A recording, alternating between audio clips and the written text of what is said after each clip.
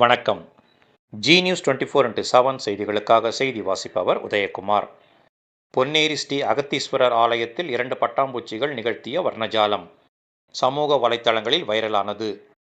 திருவள்ளூர் மாவட்டம் பொன்னேரியில் சுமார் 1200 ஆண்டுகளுக்கு முன்பு சோழ மன்னர்களால் கட்டப்பட்ட பிரசித்தி பெற்ற அருள்மிகு ஸ்ரீ ஆனந்தவல்லி சமேத அகத்தீஸ்வரர் ஆலயம் உள்ளது. சிவபெருமானால் ஏற்பட்ட சாபம் விலக பார்வதி தேவி இங்குள்ள சுயம்பு ஆதி சிவலிங்கத்தை 11 அமாவாசைகள் வழிபட்டு சாப விமோசனம் பெற்றதாக இத்திருக்கோவிலின் ஐதீகமாக உள்ளது. இதன் காரணமாக ஒவ்வொரு அமாவாசையன்றும் இங்கு சிவசக்தி பூஜை நடைபெற்று வருகிறது.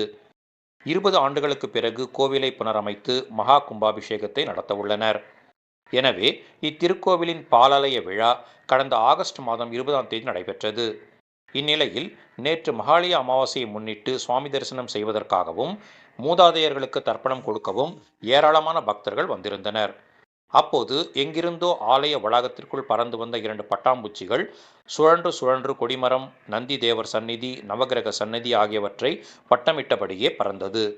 உள்பிரகாரம் வழியாக பட்டாம்பூச்சிகள் ஒன்றாக பின்னி பிணைந்து ஸ்ரீ அகத்தீஸ்வர பெருமாள் எழுந்தருளியுள்ள கருவறை வரை சென்றுவிட்டு மீண்டும் வெளியில் வந்து சுமார் 1 மணி நேரத்திற்கும் மேலாக அங்கும் இங்குமாக பறந்து வர்ணஜாலம் புரிந்தன.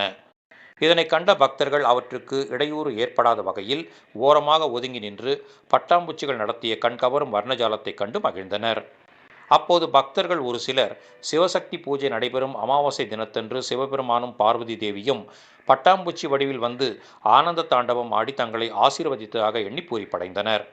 ஆலய வளாகத்தில் சுழன்று சுழன்று பட்டாம்பூச்சிகள் நடத்திய வேடிக்கை நிகழ்வை கோவிலுக்கு வந்த ஒரு பக்தர் தனது கைபேசியில் படம் பிடித்து வெளியிட்ட காணொலி காட்சிகள் தற்போது சமூக வலைத்தளங்களில் வைரலாகி பார்வையாளர்களை வெகுவாக கவர்ந்து வருகிறது.